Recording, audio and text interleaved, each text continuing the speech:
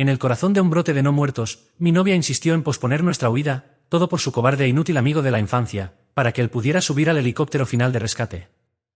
Esta era la última oportunidad de evacuación después del apocalipsis zombie y la única posibilidad de supervivencia para nuestro grupo. A veces, los recuerdos no se manifiestan como imágenes, sino como sensaciones. Un regusto amargo en la lengua, una punzada sorda en la nuca, un declive, una deslealtad que no se anticipa.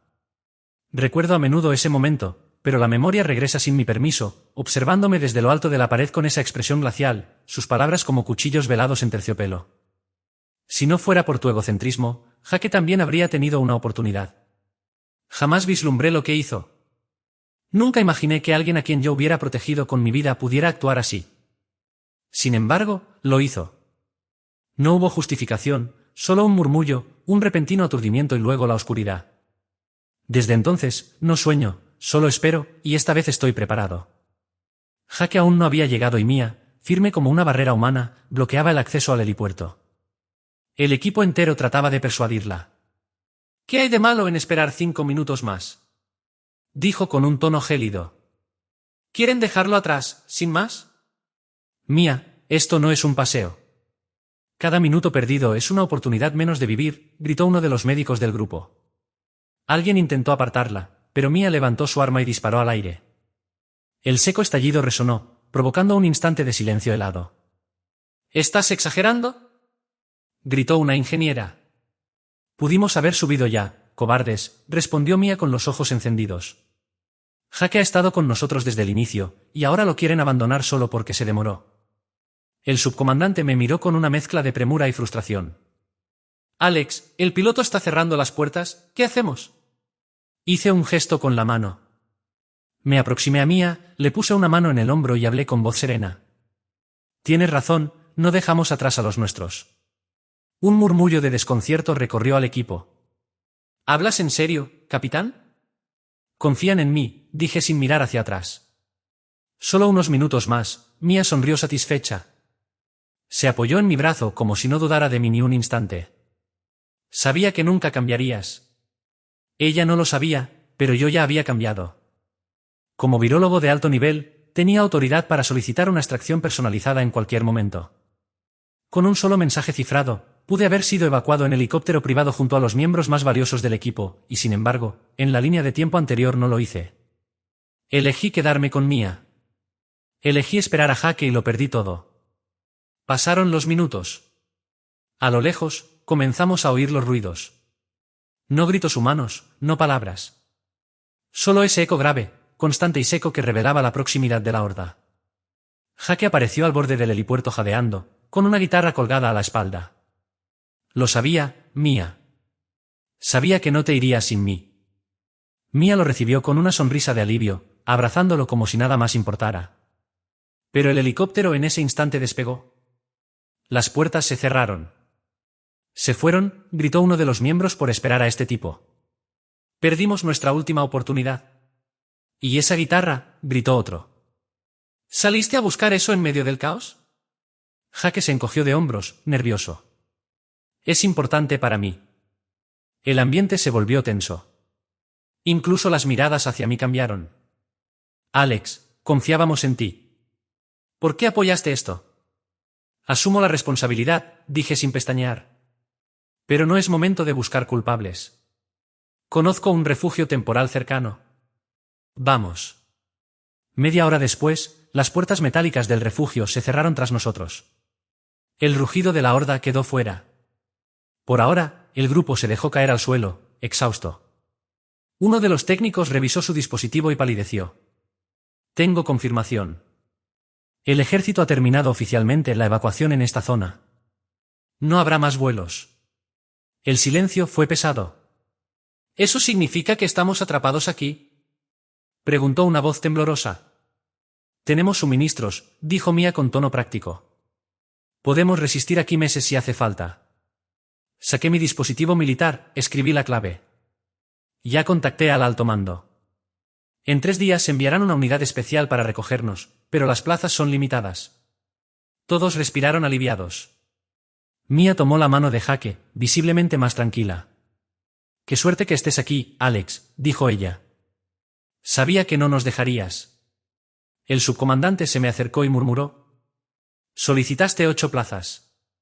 Negué con la cabeza. ¿7? ¿Y qué haremos con la persona extra?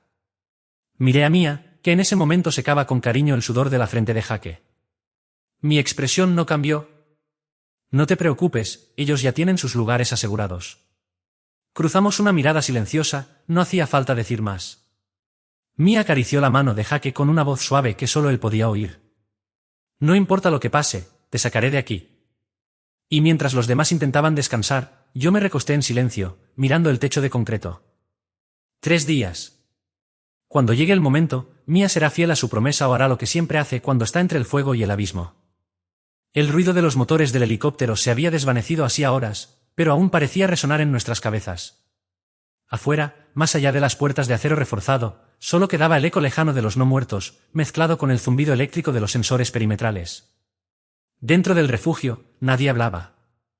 Algunos descansaban sentados contra la pared con la mirada perdida. Otros simplemente fingían dormir como si cerrar los ojos pudiera hacer desaparecer lo que acabábamos de perder. La última evacuación. Nuestra última oportunidad. Todo por aguardar a Jake. Permanecí de pie junto a una consola oxidada, asegurándome de que los sistemas del refugio funcionaran por ahora. Aquel lugar era un búnker de la antigua red de defensa civil, construido décadas atrás. No estaba ideado para ser cómodo, pero sí seguro. Estábamos vivos, al menos por el momento. Giré la cabeza para observar al grupo. Elena revisaba su mochila en silencio, sentada en el rincón más alejado. Era joven, de unos 25 años, piel oliva, cabello oscuro recogido en una trenza desordenada, ojos de un gris apagado. Su expresión era siempre neutra, casi inexpresiva. Trabajaba como técnica en telecomunicaciones antes del brote. No hablaba mucho, pero cada uno de sus movimientos era meticuloso. Jake dormitaba cerca de la entrada secundaria, abrazando su estúpida guitarra como si fuera un escudo delgado, pálido, con el rostro aún manchado de tierra, pelo rubio revuelto, sin barba y ojos marrones siempre húmedos. Parecía más un niño perdido que un hombre. Mia estaba sentada a su lado, apoyando la cabeza sobre su hombro, acariciándole el brazo como una madre que protege lo único que le queda, Mia. Sus labios dibujaban una leve sonrisa, pero sus ojos seguían alertas, escaneando a todos los presentes. Alta, de cabello rojo oscuro, atado en una coleta baja, mirada penetrante y voz que sabía cuándo ser suave y cuándo cortar como vidrio. Tenía una habilidad natural para doblar a las personas sin que se dieran cuenta, no la subestimaba. Ya lo había hecho una vez. El subcomandante Vargas, un hombre robusto de unos 45 años, barba mal afeitada y uniforme gastado, estaba recostado con los ojos cerrados, pero con la pistola en la mano, siempre alerta, incluso cuando parecía dormir. Otros 3 miembros del equipo estaban repartidos en distintos puntos del refugio. Teresa, bióloga, Luis, enfermero militar y Bruno, especialista en logística. Un grupo de supervivientes capaces, menos Mia y Jake. Activé el panel de comunicaciones con una llave que mantenía oculta bajo mi camisa. Introduje un código de seguridad de 6 dígitos en la pantalla. Una sola línea. Confirmado. Extracción en 72 horas. Cupos asignados. 7. Volví a cerrar la consola. Nadie más debía saberlo. Aún no. Caminé hacia una vieja litera de metal. Me senté y fingí revisar mis botas. Elena levantó la vista por un momento. Nuestros ojos se cruzaron. ¿Crees que el ejército cumplirá?, me preguntó con voz baja. Sí. Respondí sin dudar. ¿Y si no cabemos todos? Me tomó por sorpresa, pero ya lo sospechaba. Nos aseguraremos de que los que más lo merecen estén en ese helicóptero. Ella sintió como si ya supiera la respuesta antes de preguntar. Bajó la mirada y volvió a su mochila. Me quedé observándola unos segundos más. Silenciosa. Atenta. Humana. A mi derecha, Jake se reacomodó y Mia murmuró algo en su oído. Él sonrió con torpeza. Una sonrisa real. Eso era lo peligroso. Aún creía en ella. Me acosté sin decir más, dejando que el sonido del sistema de ventilación llenara el aire. Dormiríamos aquí. Esperaríamos aquí. Pero a partir de mañana las piezas empezarían a moverse. Yo me encargaría de eso.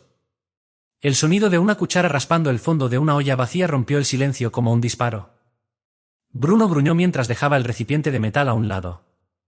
Raciones para 5, para 8 bocas, dijo sin mirar a nadie. A este ritmo no llegamos al tercer día. Vargas, el subcomandante, se incorporó con gesto adusto. Podemos racionar más, reducir a una comida diaria, solo líquidos y conservas. Nadie muere por pasar hambre 3 días. Se notaba que lo intentaba mantener bajo control, pero la tensión estaba subiendo. Yo no dije nada. Aún no. El grupo estaba reunido alrededor de la mesa oxidada que servía como comedor improvisado. Jaque comía en silencio, la guitarra recostada contra la pared, como si tuviera miedo de que alguien se la robara. Mía no había tocado su comida. Observaba a todos analizando, midiendo. Sus dedos tamborileaban sobre la madera como si llevaran el ritmo de algún cálculo mental. Teresa, la bióloga, fue la primera en romper el nudo en la garganta de todos. Tenemos que hablar de algo más importante, nos miró uno a uno. ¿Cuántos seremos evacuados realmente? La pregunta flotó en el aire. Luis dejó de masticar.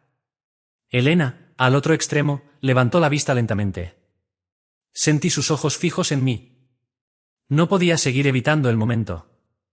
Me puse de pie. Todos se giraron hacia mí. He recibido confirmación directa del alto mando, dije con voz firme. En 3 días, un helicóptero táctico aterrizará en el punto 7C a 5 kilómetros de aquí. Un suspiro colectivo recorrió la sala. Jaque cerró los ojos. Mía exhaló por la nariz casi con alivio, pero no había terminado. Hay un problema. Solo tiene capacidad para evacuar a 7 personas. Silencio. Uno tan denso que podía sentirse. Somos 8, murmuró Elena con voz serena. Correcto, asentí. Y uno de nosotros no podrá subir. ¿Cómo puede ser eso? Bramó Bruno. No pueden dejarnos así. No pueden obligarnos a elegir. No lo hacen, respondí. Pero es lo que tenemos. Entonces decidiremos, dijo Mía levantando la barbilla. Votaremos. Votar. Luis frunció el ceño.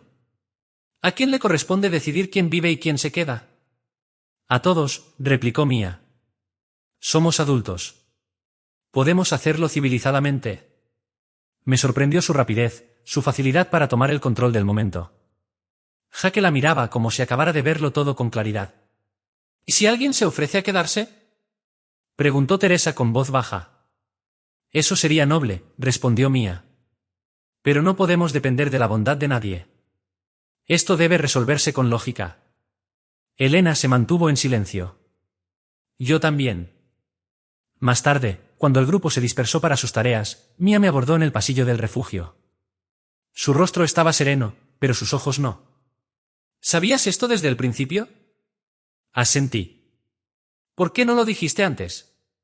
Porque necesitábamos dormir al menos una noche sin caos. Ella se acercó un paso más. Jaque no puede quedarse. Lo sabes, ¿verdad? No he dicho que nadie tenga que quedarse aún, repliqué. No me importa quién sea el octavo. Solo te estoy diciendo que Jaque no lo será. Se fue sin esperar respuesta. Unos minutos después, mientras revisaba los sellos de seguridad de la puerta trasera, Elena apareció a mi lado.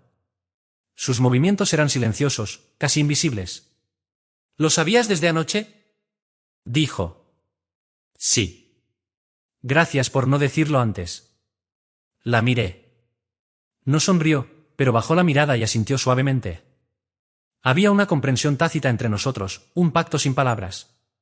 Ella no jugaba, observaba, calculaba igual que yo. Esa noche escribimos nuestros nombres en trozos de papel. El sistema era simple. Cada uno debía votar por una persona que, si fuera necesario, debería quedarse. Un nombre, ninguna explicación. Doblé mi papel, lo guardé en mi bolsillo. Mañana sabríamos quiénes éramos en realidad. Esa noche nadie durmió, o si alguien lo hizo, no fue por más de unos minutos. El ambiente en el refugio se había vuelto más denso que el aire reciclado que salía de los tubos de ventilación. Un susurro de papel doblado, una mirada esquiva, un silencio más largo de lo normal. Todo se sentía cargado. Yo permanecía acostado en mi litera con los ojos abiertos, mirando el techo de metal que vibraba suavemente con el zumbido de los generadores. Sabía que Elena no dormía. Podía oírla moverse de tanto en tanto, reorganizando sus herramientas o caminando de un lado a otro en silencio. Jaque tampoco. Lo había visto levantarse al menos 2 veces para ir al baño, aunque sospechaba que no era por necesidad. Era ansiedad. Y Mía. Mía se movía por el refugio como una sombra. Pasó junto a mí una vez sin decir palabra, con el cabello suelto, la mirada fija en algún punto que solo ella veía. Parecía una estratega revisando sus piezas antes del movimiento final. Yo cerré los ojos por costumbre más que por cansancio, pero la oscuridad me trajo algo peor. Recuerdos. El sonido del agua cayendo al suelo, el sabor metálico en la boca, el peso de mi propio cuerpo al desplomarse y su rostro allá arriba tras la reja de acero, mirándome sin lágrimas. Tú también mereces sufrir. No había forma de que eso no regresara. Me incorporé bruscamente apoyando los codos sobre las rodillas. Mis manos temblaban apenas, pero las cerré en puños. No puedes seguir cargando eso como si lo merecieras, dijo una voz suave. Giré. Elena estaba de pie junto a mí, una taza de metal en la mano. ¿Hace cuánto estás ahí? El tiempo suficiente. Se sentó en la litera de abajo, cruzando las piernas como si eso no significara nada. Sus ojos, sin embargo, me observaban con una intensidad que dolía. Era una mirada sin juicio. Solo estaba viendo. No duermes tú tampoco. No puedo. Pesadillas. Asentí. No era necesario explicar. Ella me extendió la taza. Era agua. No tenía sabor, pero el gesto era suficiente. Mi hermana también tenía pesadillas, murmuró después de un rato. No podía cerrar los ojos sin ver lo que habíamos dejado atrás. ¿Dónde está ahora? Un silencio. Nunca lo sabré. Se quedó en otro refugio. Dijeron que irían por ellos después. Nunca lo hicieron. Lo siento. Oh, yo también. Nos quedamos en silencio un buen rato. ¿Crees que esto sea justo? Preguntó ella al final. ¿Votar? ¿Decidir el destino de alguien con una hoja de papel? No, pero es mejor que pelear por las plazas cuando llegue el helicóptero. Mía parece disfrutarlo. Mía disfruta ganar. Elena asintió despacio. ¿Y tú disfrutas observar a todos en silencio midiendo sus fallas? No lo disfruto. Es necesario. Ella me miró otra vez, pero esta vez su expresión cambió. Algo parecido a una grieta en su compostura. Espero que si me equivoco no seas tú quien me lo cobre. No lo haría. No supe si lo dije por compasión o por cansancio. Permanecimos así, sin hablar, en medio de la noche que se negaba a pasar. Cuando Elena se levantó para volver a su rincón, me dejó una última frase. A veces lo que mata no es lo que está afuera, es lo que nos tragamos por dentro. Yo no respondí. Solo me acosté de nuevo y esperé al amanecer. La mañana siguiente llegó sin luz natural. Solo los faroles de emergencia que colgaban del techo parpadeaban, proyectando sombras sobre las paredes metálicas. El refugio olía a metal, humedad y tensión. Vargas reunió a todos para un informe rápido. El perímetro seguía estable, sin señales de movimiento zombie, sin anomalías térmicas. Pero eso no significaba seguridad, solo significaba calma aparente. Necesitamos mantenernos ocupados, dijo el subcomandante con voz seca. Alguien revisará los sellos de ventilación, otro el generador. Quiero 2 personas vigilando la entrada cada 6 horas, el resto turnos de descanso. Asentí como todos. El grupo se disolvió en tareas, pero yo no me moví. Me quedé observando a Mía. Ella caminó directo hacia Bruno, que estaba ajustando las baterías solares en el compartimiento trasero. Fingió ayudar. Colocó su mano en el hombro de él mientras hablaba con una sonrisa suave. No podía oír las palabras desde donde estaba, pero la escena era clara, una conversación en voz baja, muy cerca, muy personal. Él asintió un par de veces tragando saliva. Luego Mía le tocó el antebrazo antes de alejarse. Pasó luego por Teresa. Le ofreció una barra de cereales, una de las últimas. La bióloga dudó, pero la tomó. Mía le dijo algo al oído. Teresa frunció el ceño. Mía sonrió y siguió su camino. Yo ya había visto ese patrón antes en laboratorios, en consejos de crisis. Personas que no imponen, seducen, influencian, cultivan lealtades. Esa noche, cuando me tocó la vigilancia del pasillo norte, Elena apareció a mi lado con una taza humeante. «¿Doble turno?», dijo. «Pensé que te vendría bien algo caliente». «Gracias», respondí. Nos quedamos en silencio un momento, observando la penumbra. ¿Viste lo que está haciendo Mía? Preguntó ella sin rodeos. Sí. ¿Vas a frenarla? No. ¿Por qué? Porque no necesita mi ayuda para acabar su propia tumba. Elena suspiró. Bruno me preguntó si yo votaría por él, que Mía le prometió protección, y le dije que no confío en promesas de nadie aquí dentro. La miré. Había algo inquebrantable en ella. No era dureza, era claridad. Harías bien, le dije.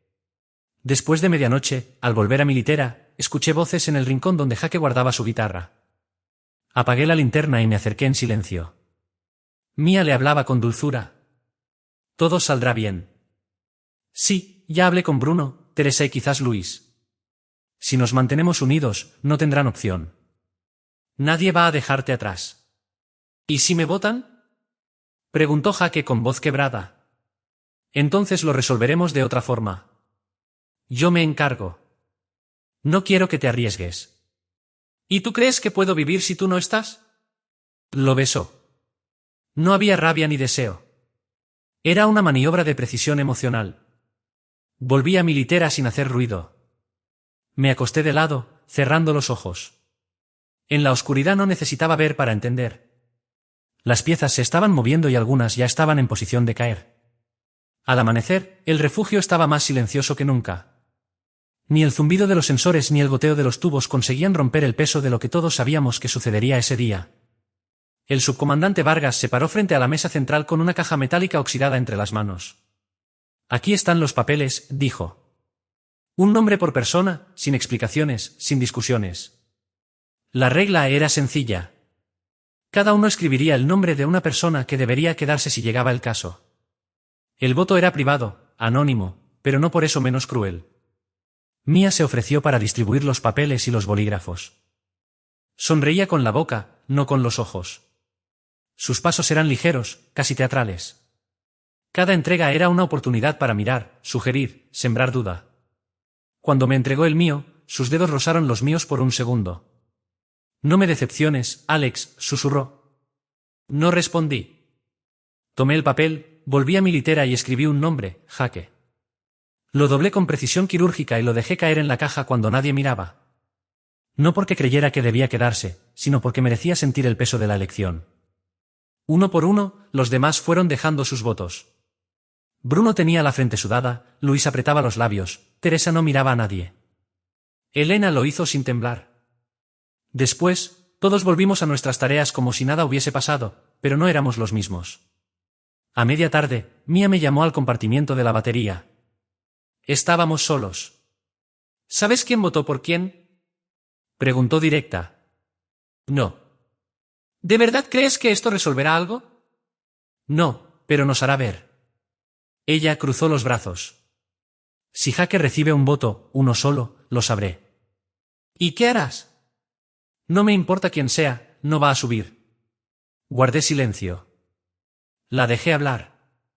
Estás tan tranquilo todo el tiempo, como si esto fuera un experimento, como si ya supieras quién se votará. Tal vez ya lo sé, respondí. Ella me sostuvo la mirada por unos segundos y luego sonrió. Eres más frío de lo que pensé, y tú más desesperada. Al salir del compartimiento, vi a Elena junto al panel de control. Fingía revisar los indicadores, pero había escuchado todo. Lo supe por la forma en que evitó mi mirada. Más tarde, en la zona común, Jaque tocaba su guitarra suavemente, una melodía débil y melancólica. Mía lo observaba desde el otro lado sin moverse. Luis intentó conversar con Teresa, pero ella lo ignoró. Bruno se sentó cerca de Vargas en silencio. El grupo había cambiado. Cuando Elena se acercó a mí con una taza de agua, me dijo en voz baja, no vote por nadie. Dejé el papel en blanco. Eso también es un voto. No fue cobardía, aclaró. Fue porque no quiero decidir quién muere, solo eso. Pero alguien lo hará, le dije. Ella asintió y se fue. Esa noche, nadie pidió los resultados.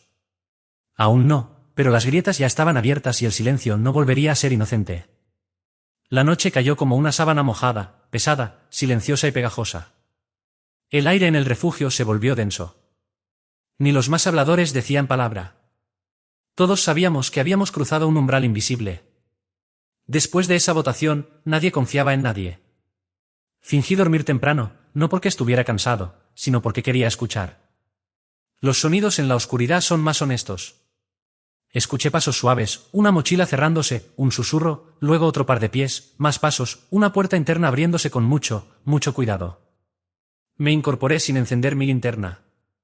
Caminé en silencio hasta el monitor térmico, 2 puntos de calor alejándose del perímetro, Mia y Jake. Abrí la consola y verifiqué los sensores exteriores sin señales anómalas. Por ahora permanecí en silencio.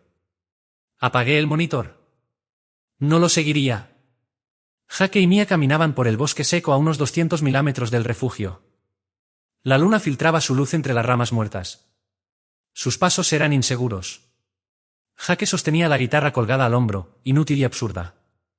Mia lo había convencido. No aguanto más ahí dentro. Le había dicho. Necesitaba aire. Necesitaba estar contigo. Sin ellos. Se detuvieron junto a una vieja estación eléctrica abandonada. Jake dejó la mochila en el suelo. No deberíamos estar aquí, murmuró. Entonces, ¿por qué viniste? ¿Por qué? Jake tragó saliva. Porque es la única vez que siento que estás conmigo, de verdad. Mia lo abrazó con fuerza, como si quisiera borrar el mundo con ese gesto. Lo estoy, susurró. Siempre lo estuve. Jake temblaba. Su cuerpo delgado y tenso parecía hecho para escapar, pero no lo hacía. Mia lo besó, no con ternura, con urgencia, como si el tiempo se acabara. En el refugio, Elena despertó, caminó hasta la sala de monitoreo y me encontró allí de pie en la oscuridad. ¿Salieron? Sí. ¿Hace cuánto? Media hora. Ella cerró los ojos apretando los labios. Debemos ir por ellos. No, mi respuesta fue firme. ¿Y si los siguen? Ese es el punto. ¿Sabías que harían esto? Mia no sabe perder. Jake no sabe decir que no. Era cuestión de tiempo. Elena se quedó en silencio. ¿Tú sabías lo del monitor térmico? Le pregunté. Sí. ¿Cuándo lo notaste? La primera vez que fuiste a revisar sin encender la luz. Sonreí. Ella también. 1 hora más tarde, Mia y Jake regresaron al refugio. Estaban sudados, sucios, los labios hinchados, la ropa con polvo y ramas. Entraron sin decir nada. Jake cargaba la guitarra como un peso muerto. Bruno y Teresa los miraron desde sus literas. Luis fingía dormir, pero apretaba la manta con fuerza. Vargas no dijo nada. Elena me miró. Yo no moví un músculo. Mia dejó su mochila en silencio. Luego se sentó junto a Jake. Él evitaba mirarla. Horas después, un pitido agudo atravesó el refugio. Una luz roja se encendió en el panel. Movimiento térmico externo. Me acerqué lento. Elena detrás de mí. 6, 7 no muertos, cambiando de dirección hacia nosotros. Miré a Elena. Ella no preguntó nada, solo se cruzó de brazos. «¿Ya vienen?», dijo. Sí, y esta vez no sería culpa del azar. El pitido rojo del monitor no se detuvo durante la madrugada. Los sensores térmicos marcaban movimiento constante en el bosque exterior. 6, luego 9, luego 13. Todos en rumbo convergente hacia nosotros. El refugio no temblaba, pero los cuerpos de quienes lo habitábamos, sí. A las 7 de la mañana, Vargas convocó una reunión urgente. Nadie se negó. No hay duda, dijo señalando la pantalla. La horda cambió de ruta. No es coincidencia. No es ruido térmico. No es casualidad. Miradas. Silencios. Nadie necesitaba decirlo en voz alta. Mia, sentada junto a Jake, mantuvo la espalda recta y la mandíbula apretada. Él, en cambio, no podía dejar de mover la pierna como si quisiera correr, incluso sentado. ¿Qué sugieres?, preguntó Bruno. Cerrar todas las entradas secundarias. Desconectar los conductos externos. Si entran, no duraremos ni 1 hora. ¿Y si nos marcaron?, preguntó Luis, pálido. ¿Y si simplemente esperan? Nadie respondió. Yo observaba. Mia no decía nada, pero su mano estaba sobre la de Jake. Lo apretaba con fuerza, control, seguridad, miedo. Elena se me acercó después cuando terminamos de reforzar las compuertas. No puedes dejar que esto se entierre, dijo directa. ¿Te refieres a ellos? Me refiero a lo que hicieron, al silencio que viene después. El grupo no necesita más caos, lo necesita todo menos mentiras. Nos quedamos frente al panel del generador, fingiendo revisar los niveles. La tensión entre nosotros no era hostilidad, era una alianza implícita que aún no se había dicho en voz alta.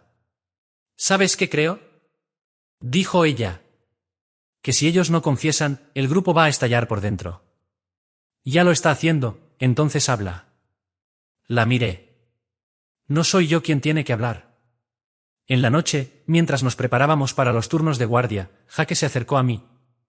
Estaba solo.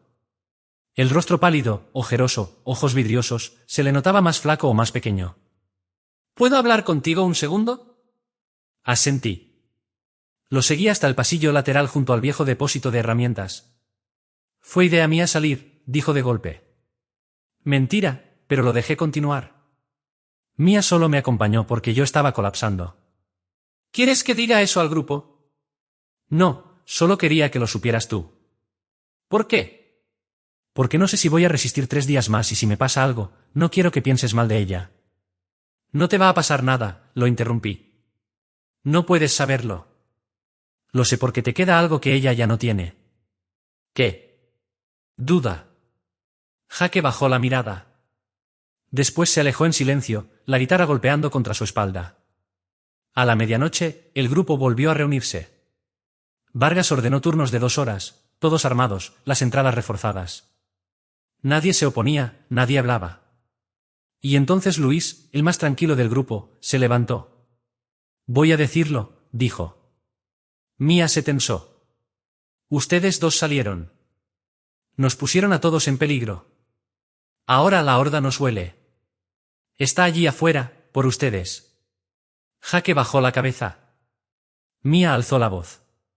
No hicimos nada que justificara esto. Nada.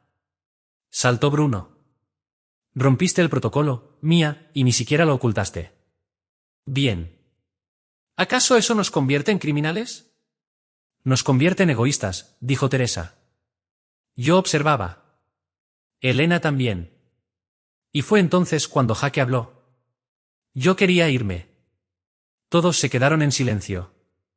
Yo fui quien insistió. No podía más. No aguantaba estar encerrado, rodeado de ustedes, de sus miradas. Mía me siguió porque no quería dejarme solo. Mía lo miró atónita. Jaque no la defendía. Jaque la exponía. Fue la primera vez que vi su máscara quebrarse. Ya no importa, dije finalmente. La horda está en camino, y el helicóptero también. ¿Y entonces qué haremos?, preguntó Teresa. Lo mismo que hicimos siempre, respondí. Esperar, resistir y decidir. Amanecía, o al menos eso indicaban los relojes sincronizados con el sistema externo. Aquí dentro no había más que luces tenues y rostros ojerosos. Nadie había dormido. El pitido corto del comunicador me despertó antes de que pudiera volver a cerrar los ojos. Una línea de texto apareció en la pantalla del panel militar. Unidad A7 en movimiento. ETA 08.0 horas. Punto de extracción confirmado. El helicóptero venía. Cerré el panel y apreté el transmisor contra mi pecho. Luego me giré hacia el centro del refugio. El grupo estaba reunido en silencio, como si todos lo hubieran sentido al mismo tiempo. Llegan en 2 horas, anuncié. Debemos estar listos. Vargas asintió. Teresa bajó la mirada. Bruno suspiró con fuerza. Luis simplemente cerró los ojos. Elena no se movió. Estaba a mi lado de pie con la espalda recta y el rostro impasible. Era como si llevara días esperando este momento. Tal vez lo hacía. Jaque se puso de pie. No dijo nada. Mía, en cambio, se levantó con decisión y caminó hasta mí. Necesito hablar contigo a solas, dijo. Vargas hizo un gesto, pero la detuve con la mano. Está bien, respondí. Vamos.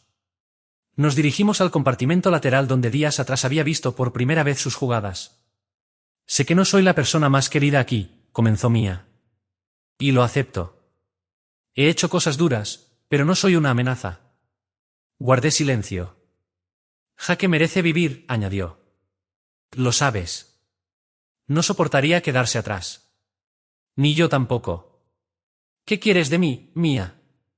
Que le digas a los soldados que él está en la lista, que tú mismo lo designas. Nadie lo cuestionará. ¿Y tú? ¿Qué pasa conmigo? ¿También estás dispuesta a dejar a otro atrás por él? Se detuvo. Su mirada parpadeó solo por un segundo. Jake y yo somos un paquete. No hay uno sin el otro. ¿Segura de eso? Más que nunca. Salí del compartimento sin decir nada. Ella no me siguió. Volví a la sala de comunicaciones. Activé la terminal y escribí la lista de evacuación una a una en el orden de prioridad. Vargas, Elena, Bruno, Teresa, Luis, Jake, Alex. Revisé el orden. Lo memoricé. Lo confirmé. Mia no estaba. Apagué el terminal y me giré.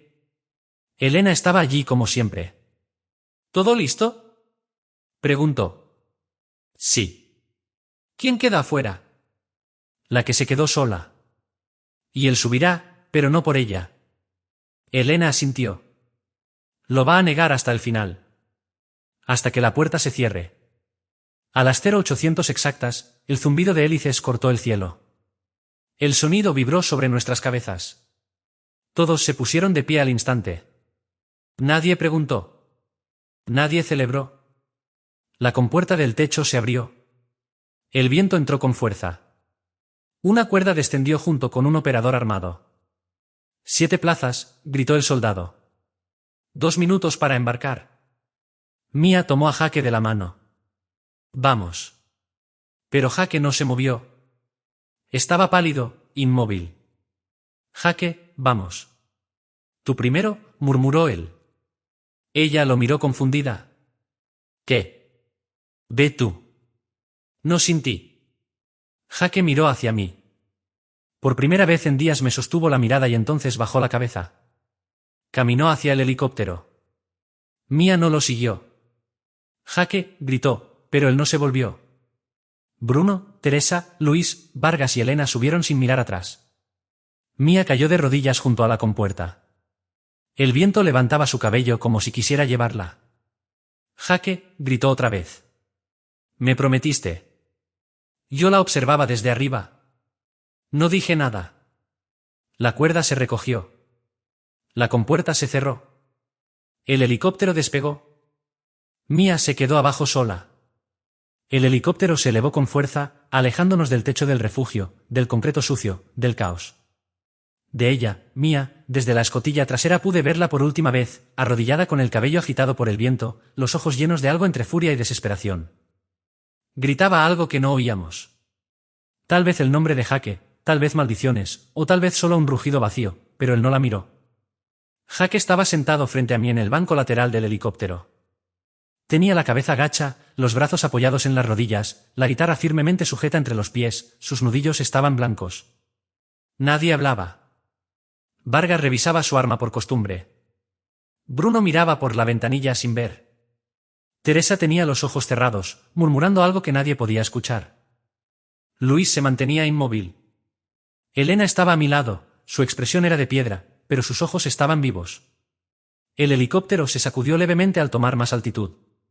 El piloto por el canal interno anunció, 10 minutos hasta la zona segura, mantengan sus posiciones. Nadie respondió. Jake levantó la cabeza lentamente, me miró, no dijo nada, solo me sostuvo la mirada por un segundo y luego la apartó. Su silencio era todo lo que necesitaba. No había culpa, no había disculpa, solo el vacío que queda cuando uno cruza una línea que no puede desandar. Mia había hecho todo por él, absolutamente todo, y en el momento decisivo él la había dejado, no porque no pudiera llevarla, sino porque eligió salvarse. No era cobardía, era instinto, y a veces eso es peor. ¿Sabes?, dijo Elena de pronto, con voz muy baja, apenas para que yo la escuchara. Nunca fue sobre ella, fue sobre él. La miré. Ella solo era el reflejo, continuó. Él fue quien eligió. Asentí, no había nada más que decir, miré hacia el suelo del helicóptero. Bajo mis botas, polvo del refugio aún se aferraba a la suela, un pedazo del lugar que dejamos atrás. No lo sacudí, lo dejé allí como testimonio de lo que costó llegar hasta aquí.